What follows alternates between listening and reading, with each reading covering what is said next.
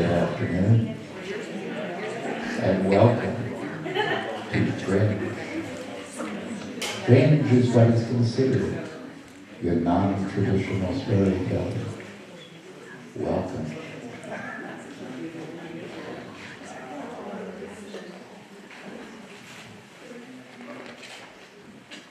My name is David Thompson. I know you're excited.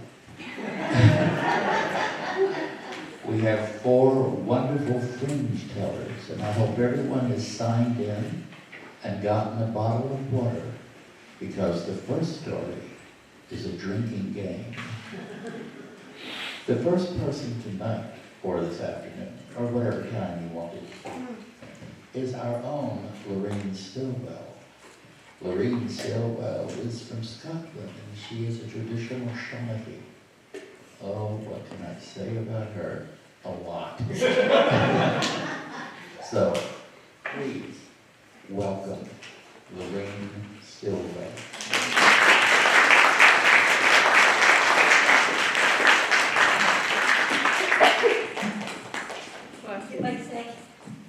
Situated here. I think everyone can hear me fine, right? Yes. Yes. And Tam O'Shanter was written by the national poet of Scotland, Robert Burns, in 1790. And at that time, the Scots language and the English language had a separate but concurrent development. So there are words and phrases in the poem that are not common to English. But I found that if people just pay attention, you can kind of figure out what's being said from the context. You don't need to be able to just explain a lot of that. I made it into a drinking game because I usually tell this story at pubs and Kayleys, and also it gives me a good way to pace myself. So. And I grew up in Scotland, as David said, but I grew up in particular in Ayr, which is the town that Robert Burns came from.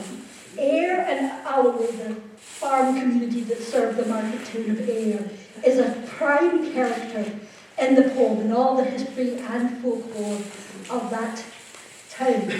And as well, the River Doon, which runs through Ayr, and of course Tam O'Shanter himself, and his horse, Maggie or Meg, who many believe is the true hero of the story. Those are the main characters. So, we begin.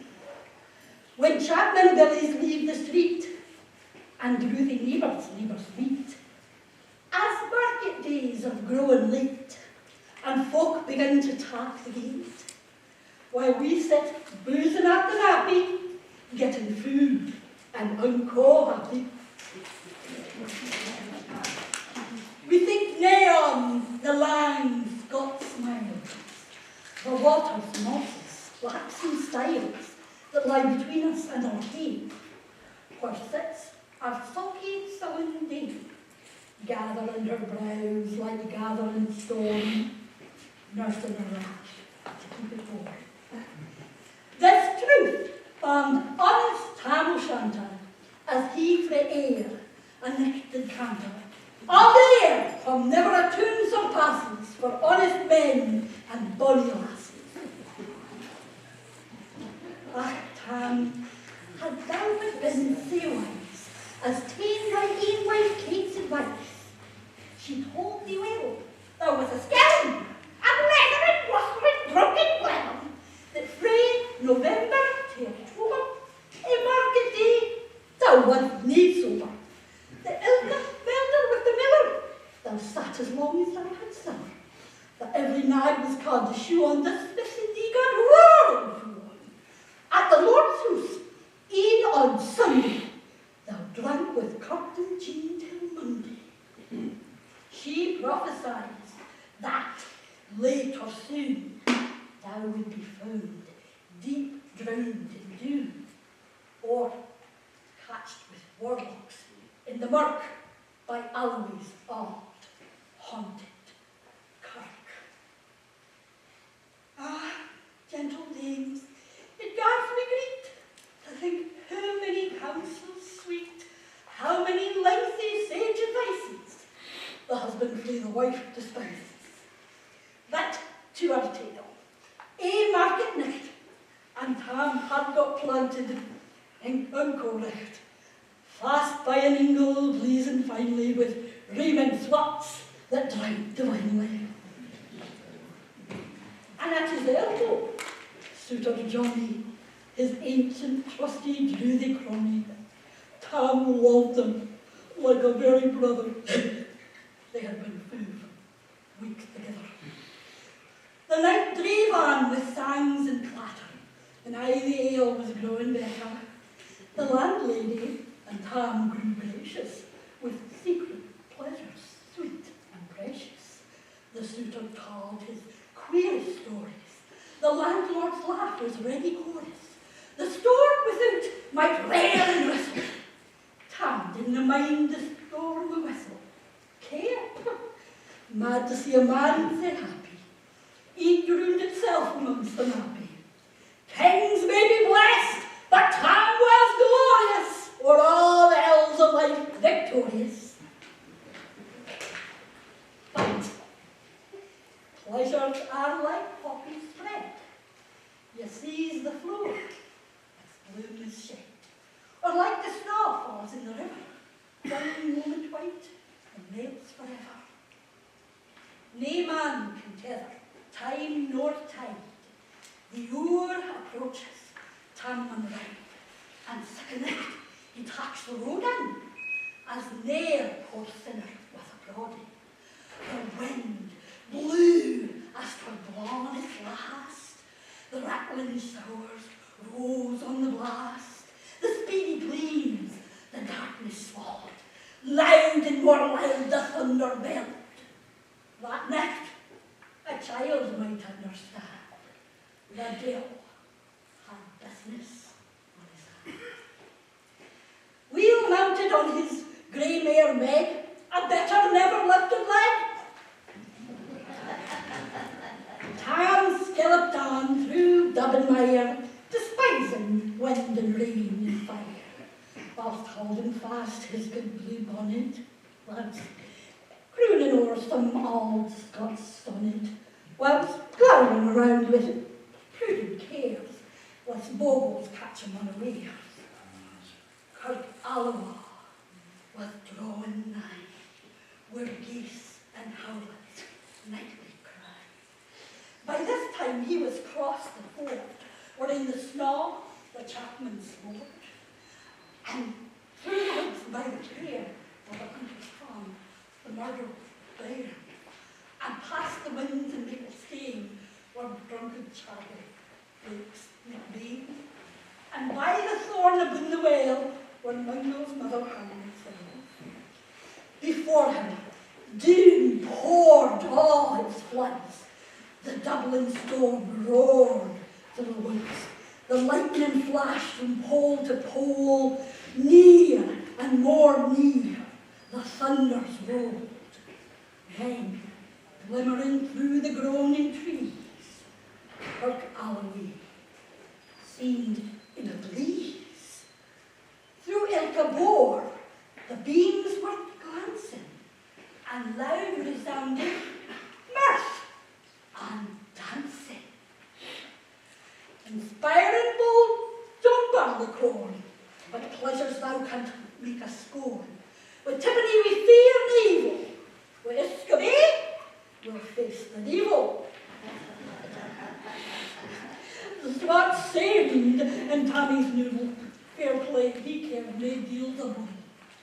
But Maggie stood with, sair astonished, till by heel and hand admonished, she ventured forward on the light. And wow, Tam saw an unco sight. Warlocks and witches in dance, nae cotillion blending for France, but hornpipes gave strath greys and reels, with life and metal in their heels. A winnock bunker in the east, there sat Auld Nick, in shape of beast, a towsy tyke, black grown and large, to gie the music was his charge. He screwed the pipes and girt them spur, till roof and rafters all stir. Coffins stood round, like open presses, the shards dead in their last dresses, and by some devilish tantric spite, each in its cold hand held a light, by which heroic Tam was able to note upon the holy table. A murderer's veins and gibbet airings, 12 spun man, we unchristened bear. A thief new cutted from the reap, but his last gasp is got to keep. A garter that a babe had strangled, a knife a father's throat had mangled, from his tame son, on life brave, the grey hairs yet stabbed to the head. 3 lawyers' tongues turned inside out, with lies seamed like a beggar's clout. 4 priests' hats, rotten black as the muck, with stinking vile, and every knock, and more horrible and awful, that even to me would be unlawful. As Tammy glowered, amazed and curious, the mirth and fun grew fast and furious. The piper loud and louder blew, the dancers quick and quicker flew. They reeled, they set, they crossed, they cricket, till ilka cow and swat, and lick it, and cost her dunnies to the work, and winked at it in her sack.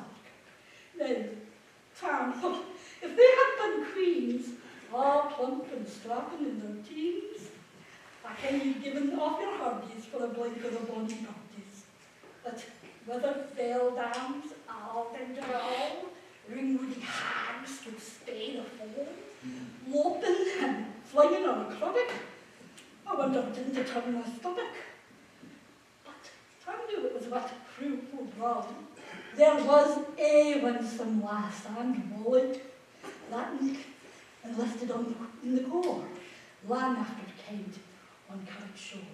For many a beast to dead she shot, and perished many a bonny boat, and shook baith meikle corn and beer, and kept the countryside in fear.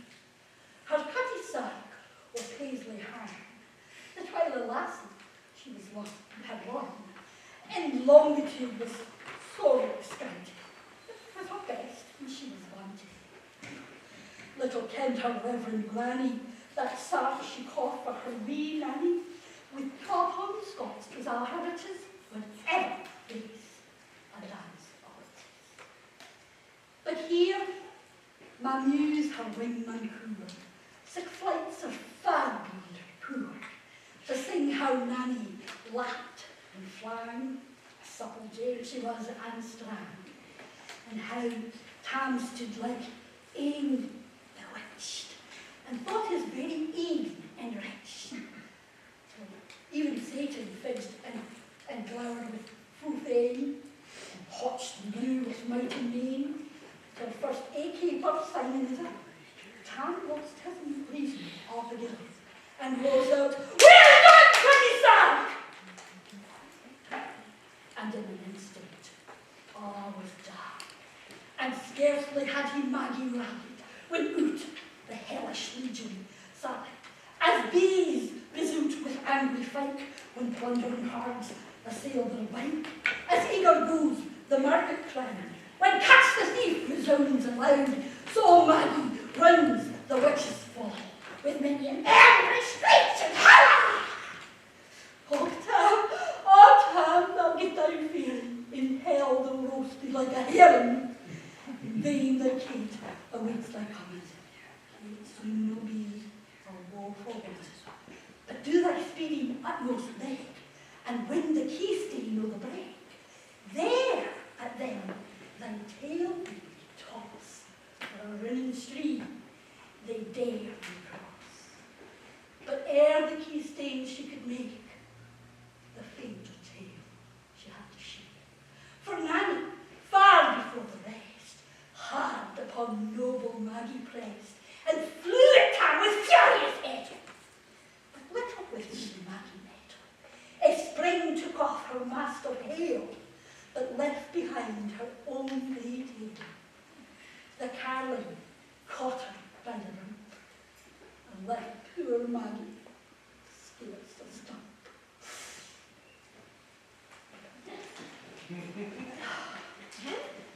Now, for this tale of truth shall be. Ilk man and never son, tak heed. Whene'er to drink ye are inclined, cutty sacks run in your mind, think, you may buy these joys or deep. Remember, Tam O'Shanter's mayor.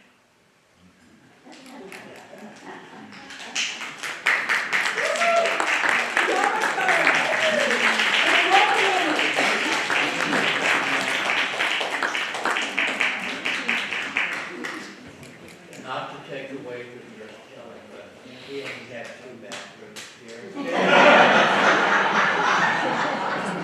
We have one here and one at the very end, so we have bushes outside.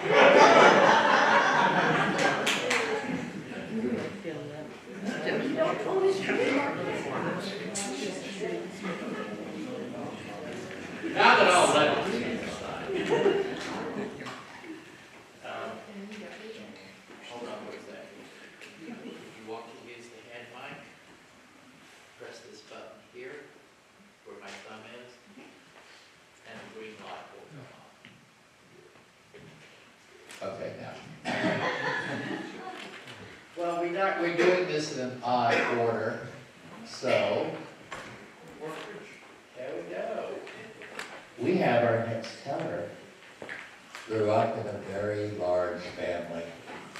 Should be very interesting. 2 parents and 14 children. I don't know. How many bathrooms? 3 bathrooms. Experience, it says here,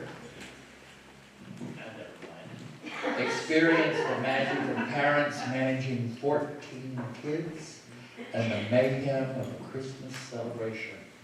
Michael Winter, come and share your story.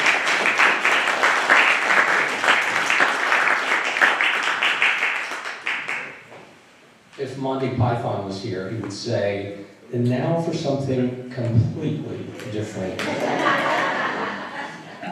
If you think of a bathroom as a place for private, solitary events, you probably did not grow up in a large family. In our family, we would have competitions. We would see how many people could go at the same time. You could get 3, maybe 4 small butts on the big toilet, 1 on a potty chair, and though it was strictly prohibited, 1 boy could go in the sink. Now, as painful as it might be for my mother to recognize, she probably encouraged this idea of the bathroom as a public meeting hall. You see, when she had all these little kids, she would go to the bathroom and probably 2 or 3 kids would be under tow, and they would just come on in with her and shut the door, and then there would be 1 or 2 probably crying outside the door because they didn't get into the party. When we say a large family, there was Mom and Dad, and Joe, and Joey, and Johnny, and Ann, and Katie, and Emily, and Tommy, and Mike, Martha, Jimmy, Chris, Julie, and Barbara. But they didn't all come out at one time. In fact, for a time before I came along, there was 10 people using 1 bathroom in 2 bedrooms. And when you have 10 people using 1 bathroom, the potty chair is a magical device because it doubles the toilet capacity. So the rule was, when you did need to do something private and go in and shut the door, you had to first put the potty chair outside of the door so that it was available, because my mom knew little kids just learning potty training, you didn't want to discourage them at all. You wanted them to have immediate access. But sometimes there would be a 4-year-old inside, and a 10-year-old would come up and they would have to use the potty chair. Yes, knees to their ears, sitting there, using the potty chair. You see, humility is one of the highest virtues in a large family. And it didn't just go for the kids either. Years later, when we were in the big house and had 3 bathrooms, but sometimes they would all be used. And Granny, who lived 20 miles outside of town, probably should have gone to the bathroom before she left. Because when she got to our house, all 3 bathrooms were taken. Now, for the boys, when it wasn't wintertime, that was not a problem. But for Granny, it was unusual to have to go out behind the little red playhouse. And it wasn't number 1. Humility of all ages is a virtue in a large family.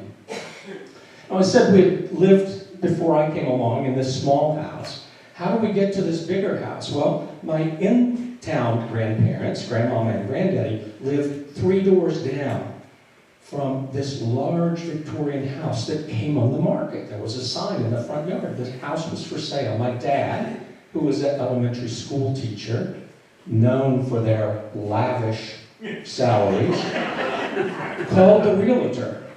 It was laughable. There was no way he could afford that. Well, 3 months later, a reduced sign showed up, and he called again. It was still way outside of his capacity. Well, 3 months after that, the realtor called my dad and said, "How much can you afford?" And that's how we moved into this large Victorian house. And it had, at that time, 2 bathrooms, but later there was an extension put on, a few small bedrooms in the back, and a 3rd bathroom. So the name, bathroom, implies that it's more than a toilet. And we had 2 bathtubs. So the bathtubs meant, this is a large thing. You could get 4 or 5 little kids, 3 of your own, and 2 or 3 neighborhood kids could go in there, and you could get them all bathed at the same time. But we also had, certain rules, like 3 inches of water in the tub. That was the rule, because it was a big family. And it took a long time to heat that much water. And if you had you'd drain all the hot water for the whole family. So those were the rules. So one day, my oldest sister, Joey, was going to take a bath. She was about 14 at this time. And my sister and I, twins, about 2, she said, "I'm going to take a bath, Mom." My mom said, "Oh, great. The twins need a bath, too. Oh, and wash their hair." My sister Martha did not like her hair washed. So this was Joey's fate growing up. My mom said that anytime you wanted to have twins, you should make sure that you had a teenage daughter first. But Joey grew up, and she said until she went to college, she didn't realize that bathing wasn't a community event, because it was always happening at our house. So, as much as happened in the bathroom, sometimes there are things that should happen in the bathroom that don't. For example, I had a brother, Tommy, who, when he was a toddler, was kind of famous for his very small, hard little poops that didn't quite stay in his diaper. It was called dropping bombs. And my older brother, Johnny, had an aversion to this. In fact, anytime he saw Tommy dropping a bomb, he would run immediately, if one was available, and throw up in the bathroom. His aversion was so profound that once when he saw a small piece of chocolate on the floor, he immediately ran to the bathroom to throw up. So throwing up is not something you want to do in a car. But if you live in a large family, you have at least one. We were blessed to have 2 car vomiters. My sister Katie was older, so we didn't really have to deal with that when I was young, but when we would go for a car ride, And this was this was way before there were seatbelt laws, and certainly before there were child restraint devices. And this was the system in our house. You'd get one small butt, and they would be back, and then you'd do up. It was the up-back method. One back, one up, so they were on the edge of the seat, and then you could slide another little butt in there. You could get 6 or 7 little kids in the back. But that meant that somebody had to sit next to Martha. And Martha's very sensitive stomach. If you were going 3 miles down the road, she would lose her lunch. So nobody wanted to sit next to Martha. But when my oldest brother, Joe, was getting married in Pennsylvania, a long way from Tennessee, Joby was going to fly up because she had some other business to do, and we decided to let Martha fly with Joby so nobody would have to sit next to her in the car on a 14-hour ride.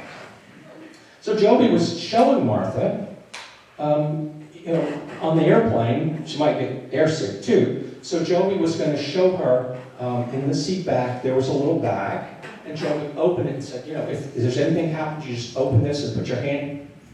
And then she realized that someone had already used that bag. Yes, exactly.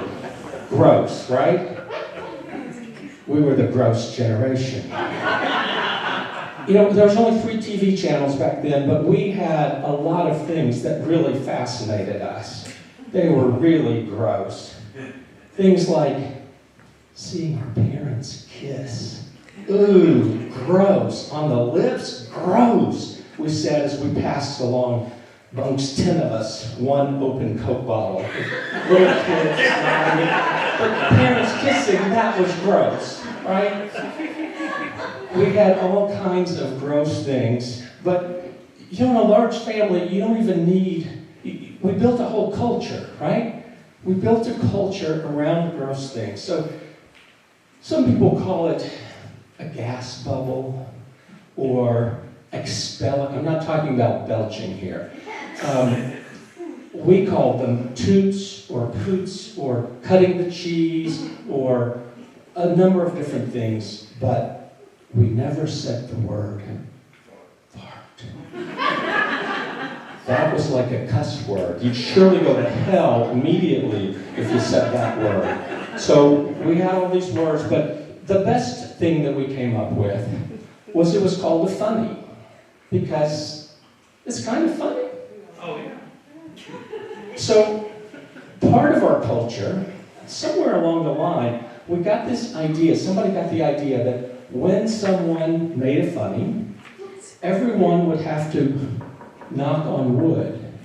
The last person to knock on wood would have to eat it. How you ate a funny, I don't know, but we didn't want to find out. So at church,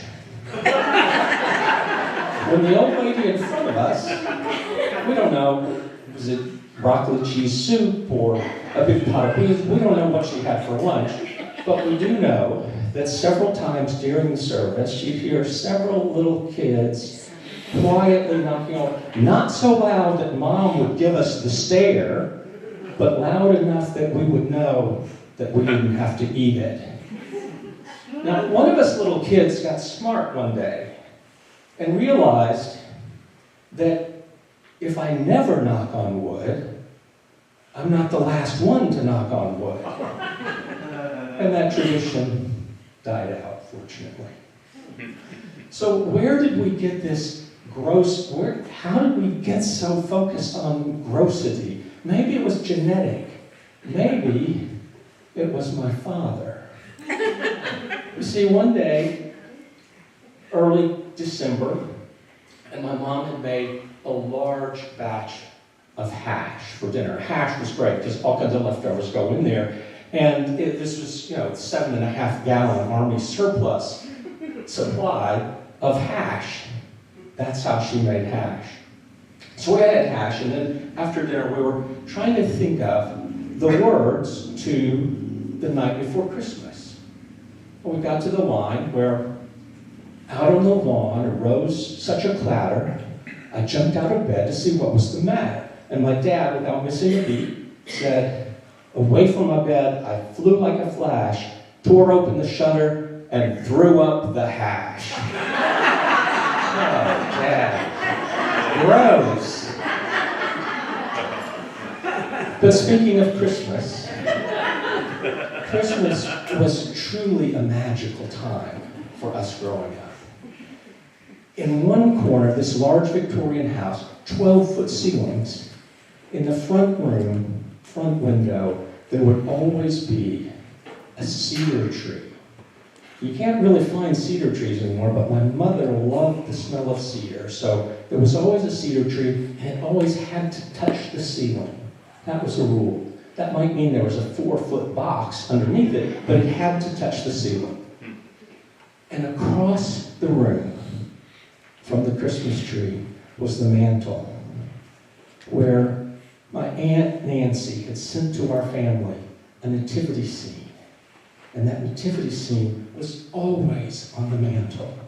Now, the porcelain sheep had lost a leg, but you could, lean it up against the manger. And somehow the shepherd's staff got lost, but, a red twist tie, you can fashion a crook for that. So every year, the nativity scene sat there. So those were the kinds of traditions that really made our family just so special. Christmas Day, we'd wake up and there would be gifts piled 4 feet deep and 6 feet out from the tree. We could barely get in the room. There were so many gifts. But it wasn't really the material gifts. That was the symbol of the love that we grew up with. I didn't even know. My biggest challenges then, right, were finding the bathroom, or maybe having to wait because there was one bike shared between 5 kids. I didn't realize how wonderful I had it until, and I know this date, September 23rd, 1969. I was 7 years old. And I remember we were having a family dinner.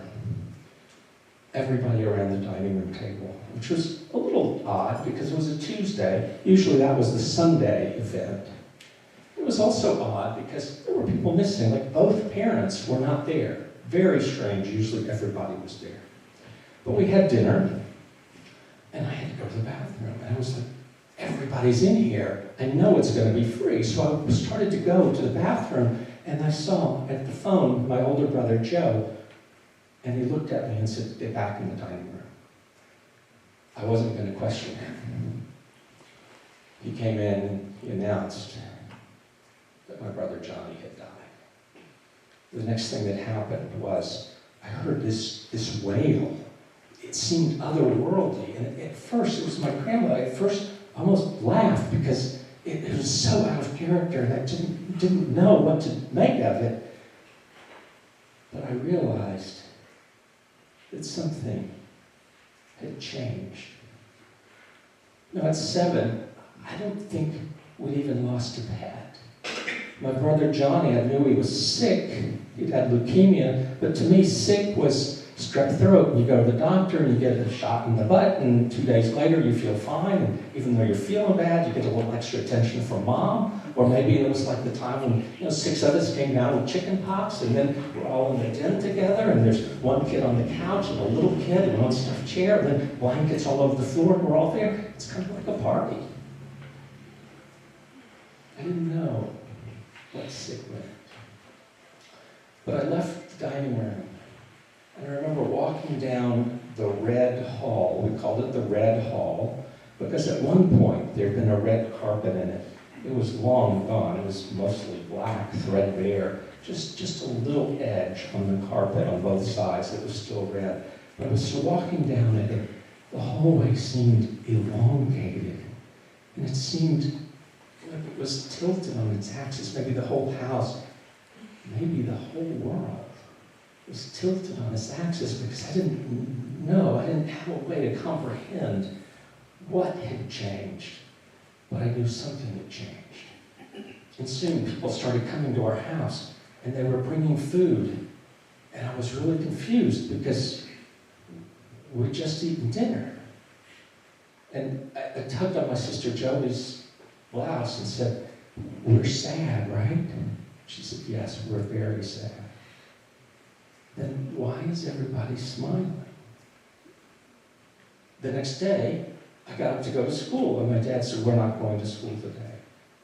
And I was, again, confused because it hadn't snowed. So this was 1969. My mother was famous for these long, like 4-page, single-space typed Christmas letters because she had to detail everything that everybody in the family was doing. And there was no Christmas letter in 1969. But the first line of the Christmas letter in 1970 was, "For the first time, our family is shrinking." You know, this was 55 years ago, and both parents now long gone, but there's some traditions we keep alive. My younger sister Julie, who now lives in the house, we still have a Christmas tree. It's not a cedar tree because Julie's allergic to cedar, and it's kind of an environmentalist, so it's now a recyclable tree. It's a fake tree, okay. It doesn't touch the ceiling, but it's there, and they plant it out in the front yard, just 10 feet away from where the old Christmas tree is, a cedar tree, so it's always there. And on the mantle, every year, for 63 years, is the same nativity scene. And every year, in December and in June, all surviving 13 siblings get together. From Pennsylvania, Florida, Texas, Kentucky, Tennessee, we all come back together because there are some traditions that we want to maintain. Although it has been a long time since we've had 3 butts on one plate.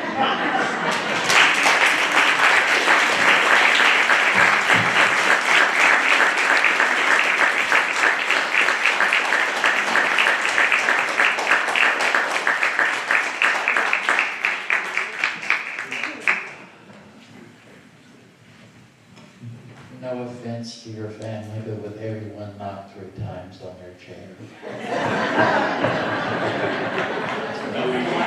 I won't lie. I was the first. Oh, right. I grew up in a very small family, but I had a lot of cousins. So all right, thank you. Our next teller has a very interesting story. Most interesting. I think we should hear from Valerie Kimball about Madame. Valerie?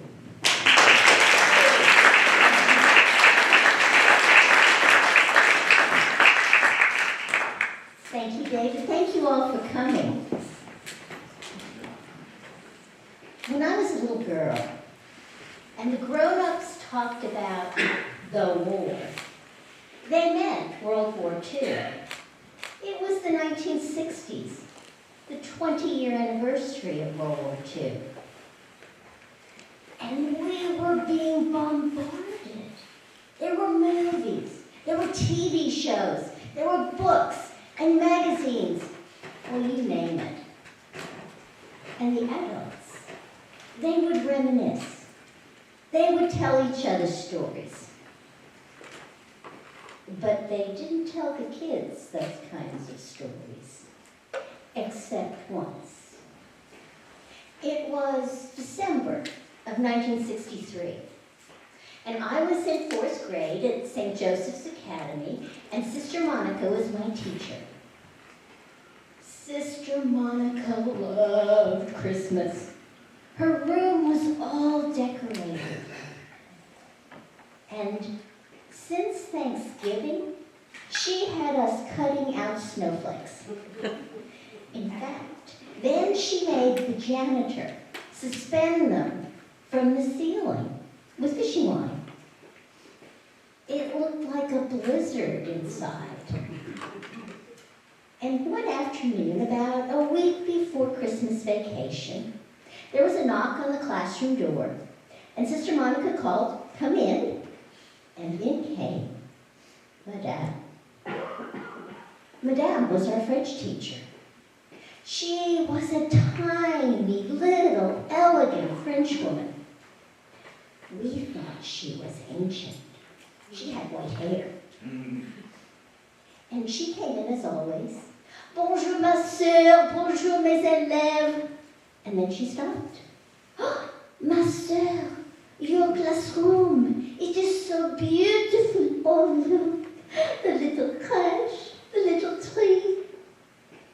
Mon Dieu, la neige. Je me souviens. Ma sœur, with your permission, I would like to tell the children a story today, instead of a lesson. You permit? Of course, madame, of course, whatever you think. Merci. So madame came and she stood at the end of the center aisle. It was a long rectangle of a room. And she began. Depuis longtemps. Now I have to tell you, we had had Madame since kindergarten. And every year she layered her vocabulary, more and more words. So we were just fine with a story in French. All except Sebastian. Sebastian was the new kid. He was my seatmate. Every time Madame came, he would scoot his chair closer to me. He would pull on my sleeve and he would say, "What is she saying?" And I would translate. So that's what I did that day. A long time ago, in the war, I was in the resistance. I was a saboteur. I made bombs. The boys in the back of the room went crazy.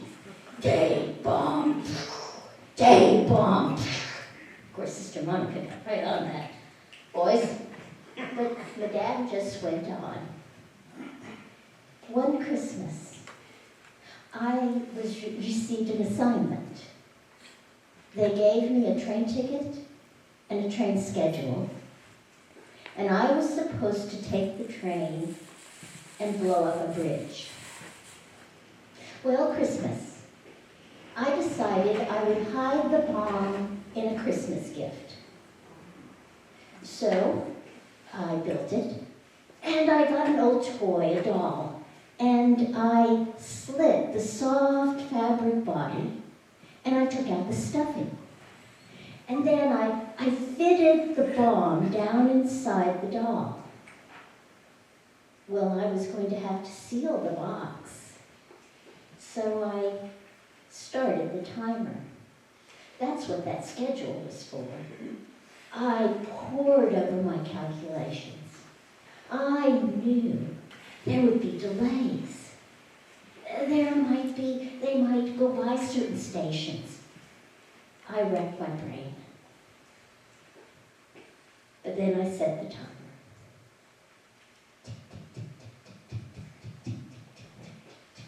Seemed very loud. I sewed up the doll and I put her in the box. And I added stuffing. I added a lot of packaging. And it made a bit of difference. I added more. I filled the box. And still, what could I do? I sealed it. I wrapped it in Christmas paper. I wrapped it in brown paper. I added rough cord and a handle so I could carry it easily. And then I thought about my disguise.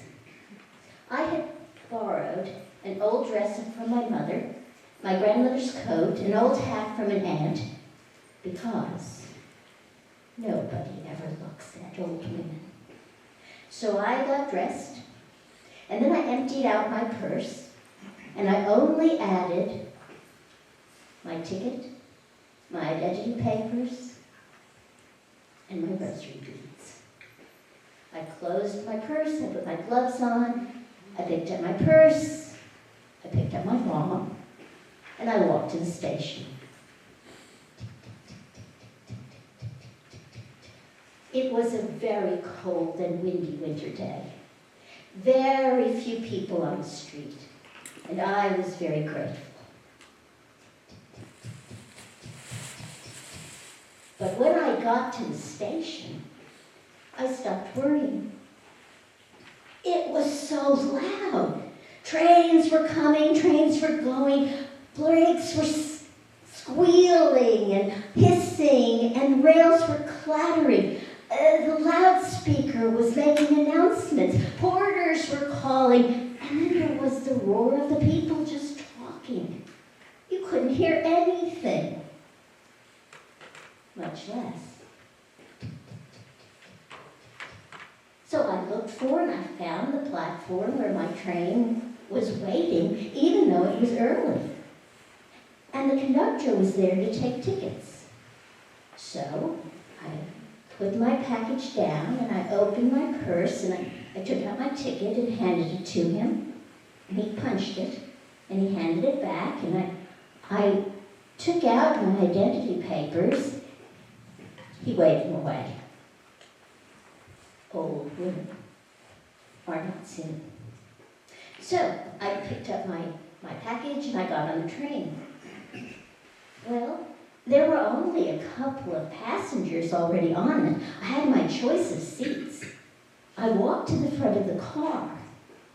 I really wanted to put the box up high on the luggage rack, as far away as from people's ears as I could. But there was no way I could reach it. And then one of the passengers, an elderly gentleman, noticed, and he got up and he came toward me and he said, "You would permit me, madame?" And I handed him the package. And he didn't react. He just reached up and he put it as far up as he could. "Merci, monsieur. De rien, madame." And he sat down. I didn't know if he had heard or not. He didn't react. I noticed he got off at the next station. And I sat down under my mom, and I took out my rosary beads, and I began to pray. I prayed that nobody else would get on that train. But it was a forlorn hope. They were arriving even then. A lot of passengers. Young men in uniform. Les soldats d'Allemagne. Now, Madame looked around and she could tell she'd lost us. Soldat, we knew soldiers. Vous ne comprenez pas d'Allemagne. No, Madame.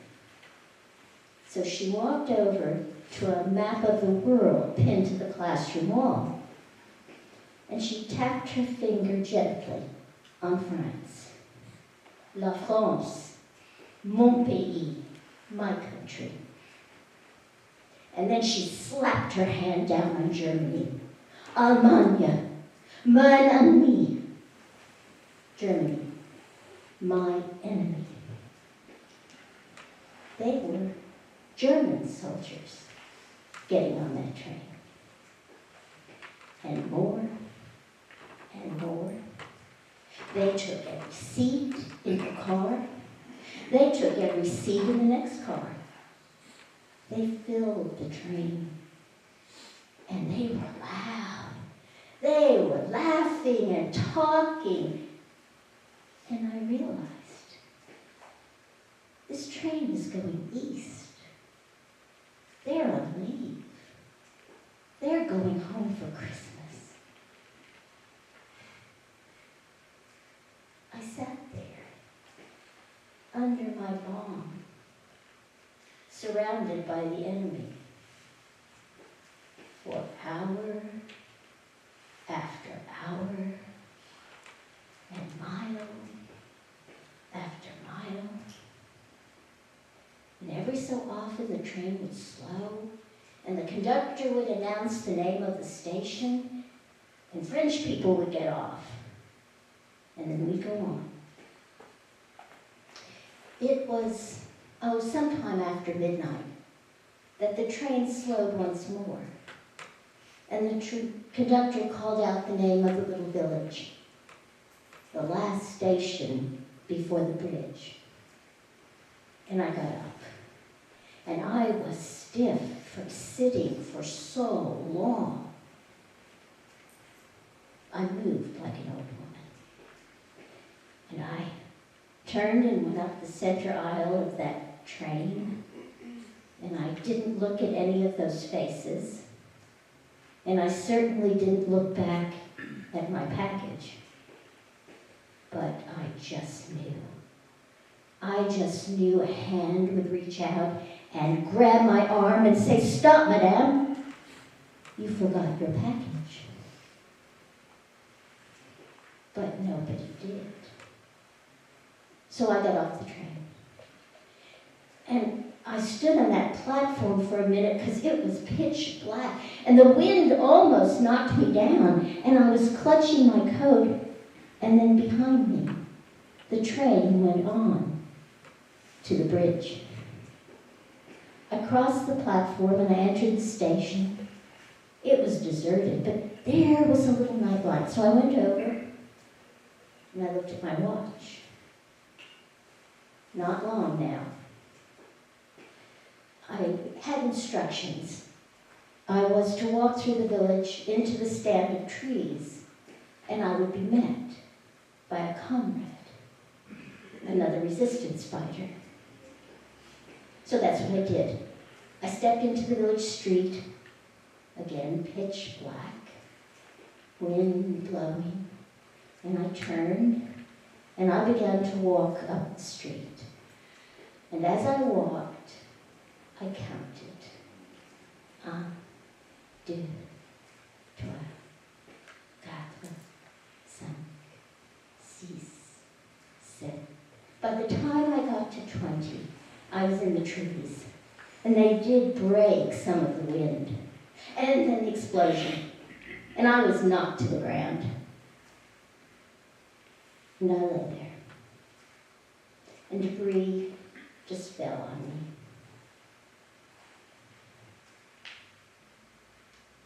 And when the tremors stopped, I pushed myself up onto my knees, and I began to brush off the twigs and small branches, and I looked up to see if anything else were falling, and then I saw the snow. Big, fat, white flakes. It started to come down, and it covered my face. And I was glad, because now there was a reason for my face to be wet. And then I heard footsteps. And then a voice. "Madame. Madame." And then he was there, my comrade. And he came over and he said, "Madame, it was a great success. The train was derailed, the bridge is destroyed. There are no survivors. But come." And he lifted me to my feet. He said, "You're shaking. Come, let's get you warm." And he took me to a little house, and it was warm. And in a few days, he and others helped me get home before Christmas. But I didn't celebrate Christmas that year. I never celebrated Christmas. Jamais. And then she switched to English. Mais tu dirais, Christmas, it was war. I would do it again. But Christmas is for the innocent, for the children, for you. Joyeuse Noël, les enfants. Au revoir. And we stood up. Merci, madame. Au revoir. And she turned to go. And Sister Monica was there and took her hands and said, oh, madame. And madame said, priez pour moi, s'il vous plaît, ma sœur. And Sister Monica said, of course I will pray for you. Merci. Au revoir. And she was gone. I couldn't wait to get home and tell my big sister that story. When she got in from high school, I pounced on her. I said, Vicky, did Madame ever tell your class the story of how she was in the resistance in the war and she blew up a bridge and a train full of German soldiers? No, she never told us that story. But you know that medal she always wears? Medal? Yeah, you know, that star-looking pin. Oh, yeah. It's the Legion of Honor. The what? The Legion of Honor. It's the highest award the French government can give. I always wondered what she had to do to get it. I guess now we know. Yes, I thought. She had to give up Christmas.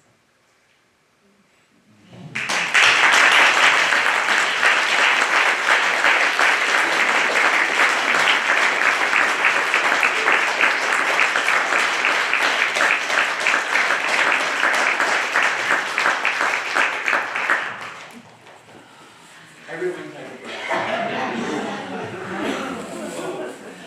Whoa. Before we have our last teller, I do want to say one bit of honor to Miss Valerie. Valerie is the one who writes the grants for us to get the funding to have the storytelling festival.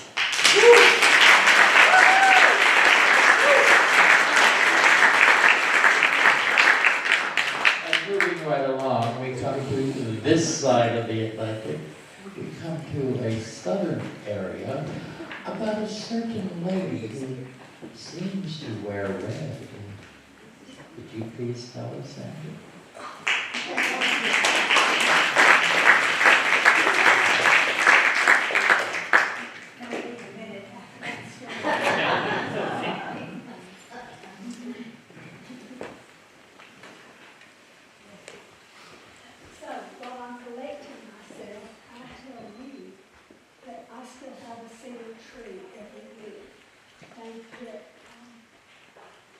Less and less full every year, but we still have a cedar tree.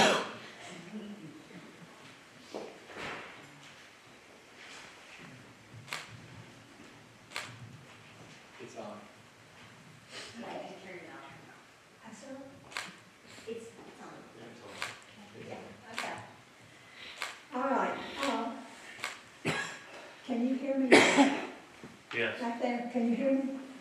Okay, great, all right.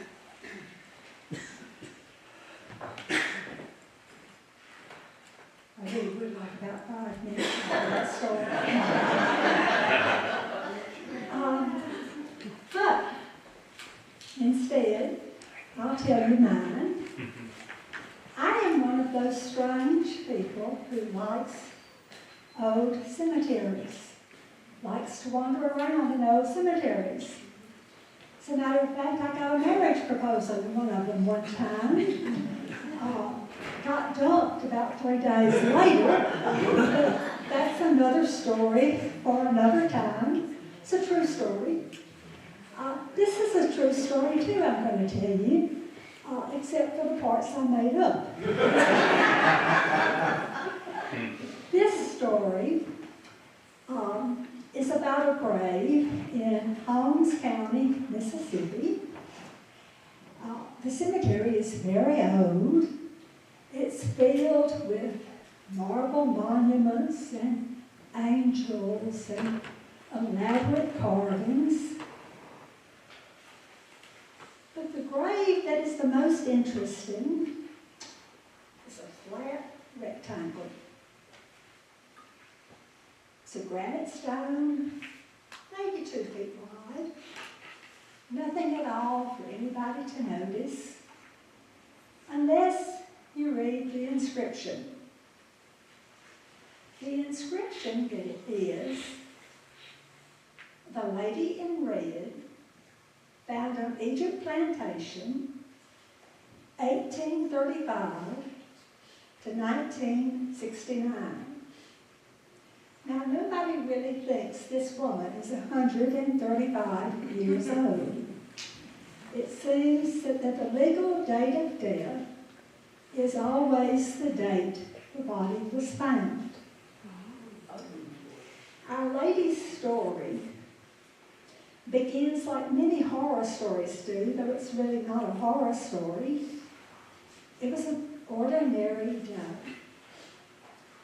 It was an ordinary day in April 1969.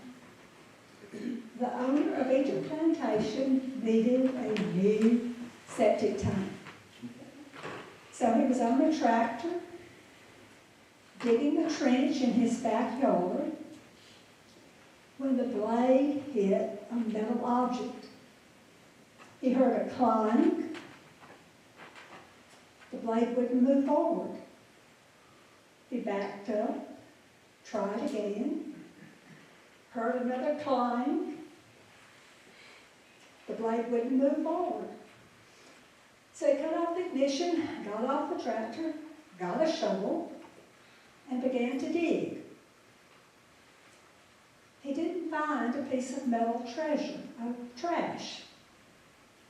He kept digging, and he realized he was digging around a box. The more he dug, the more he realized how big that box was.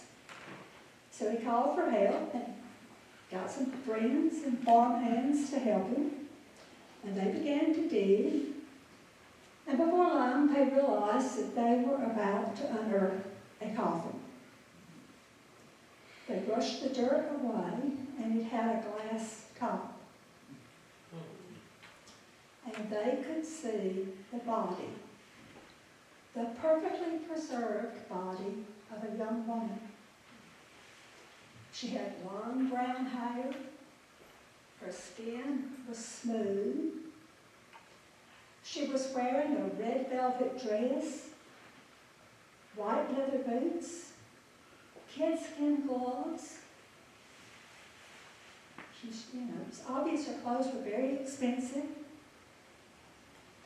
There was no clue on the coffin or in the ground around the coffin as to who she might be.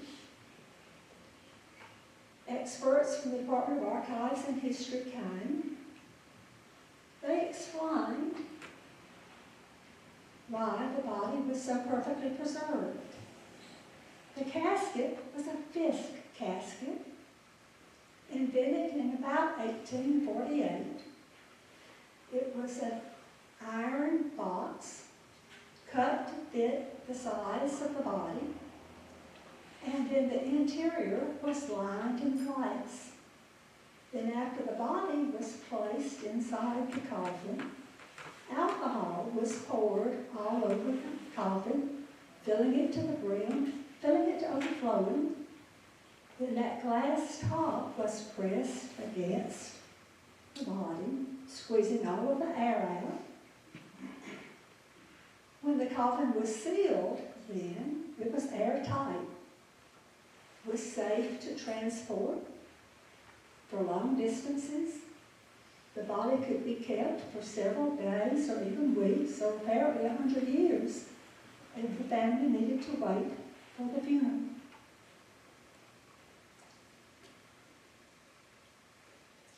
It has been, and maybe one other thing. They knew that the grave had to have been, the body had to have been buried between 1848 and 1861 because these caskets were so expensive that only the most wealthy could afford them. And after the Civil War started, nobody in the South had the money. It's been 50 years since that body was discovered, and we don't know any more about her today than we did then. The landowner and the archives have searched the property. They never found another grave, never a sign of another grave. They know that the property was farmed in the 1800s, but nobody lived on the property until the 1900s. She wasn't a family member. The mystery continues. Naturally, there have been theories about who she was, where she came from, why she was buried on this isolated piece of ground.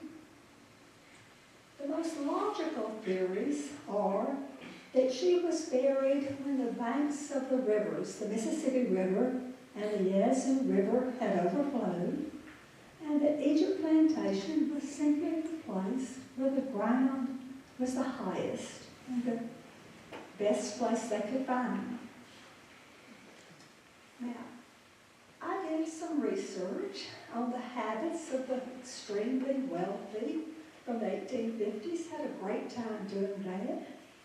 And I learned that the most popular time for weddings was the winter months. The land could not be farmed, and so the couple could travel from plantation to plantation, attending grand parties in their honor, and just having a good time visiting. And that, the most popular way to travel was by riverboat, and the boats were very luxurious. So I decided that Our Lady in Red was a bride on her honeymoon. I can see her now in the bridal suite of the Sunflower Belle.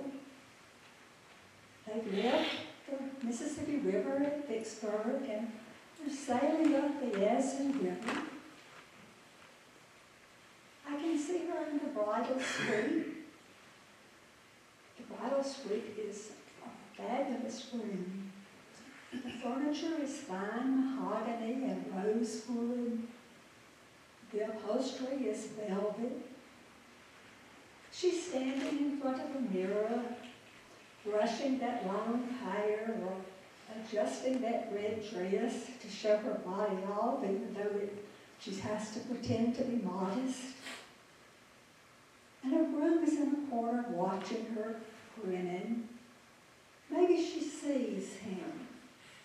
Kept watching her and she blushes. After a while, they walk out on the deck.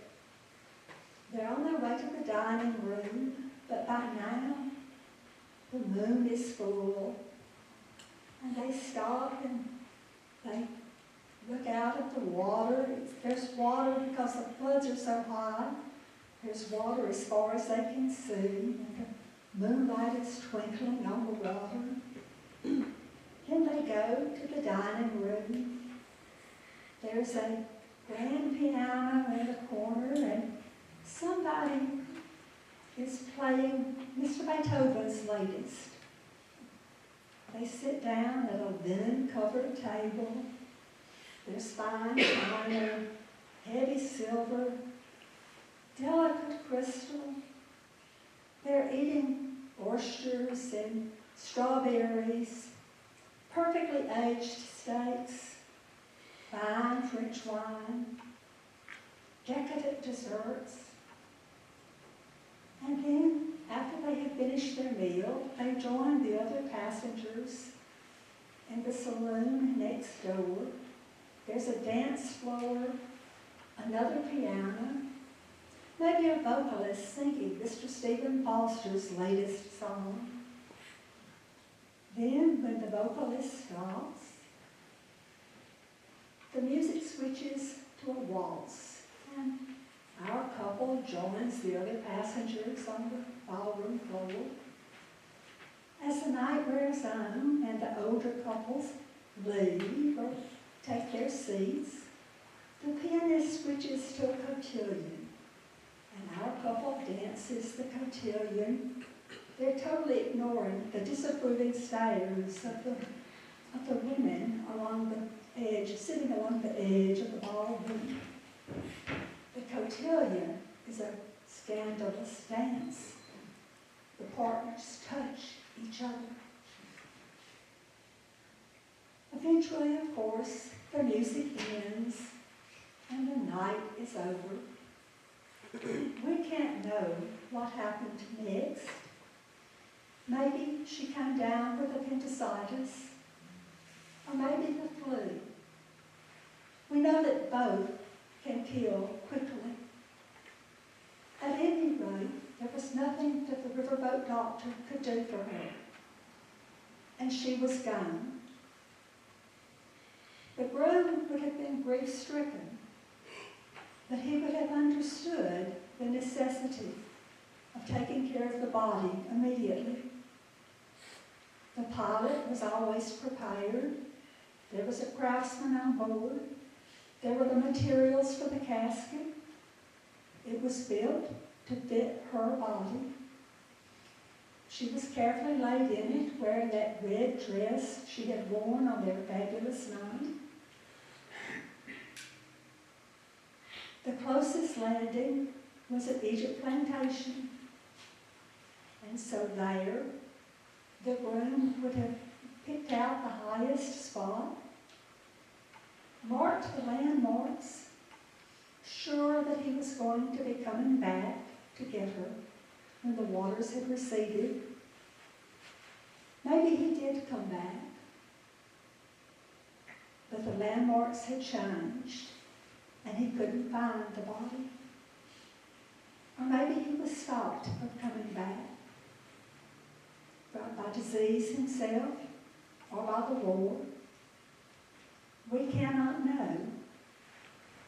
But maybe someday, somebody will find a letter that the bride's sister wrote, or the journal that the groom kept, and we will at last know the identity of the lady in red. Thank you.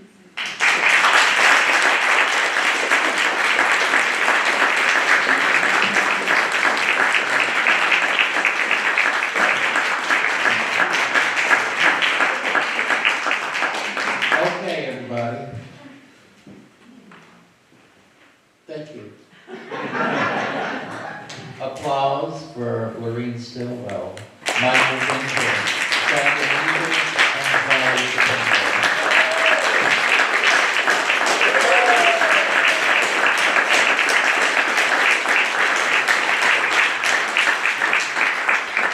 Thank you all for coming. It's been wonderful. It really has. Be careful out there. Don't play in water puddles. Or you may have to have, who knows. Mama might come talk to you about that. Again, thank you, and another round of applause.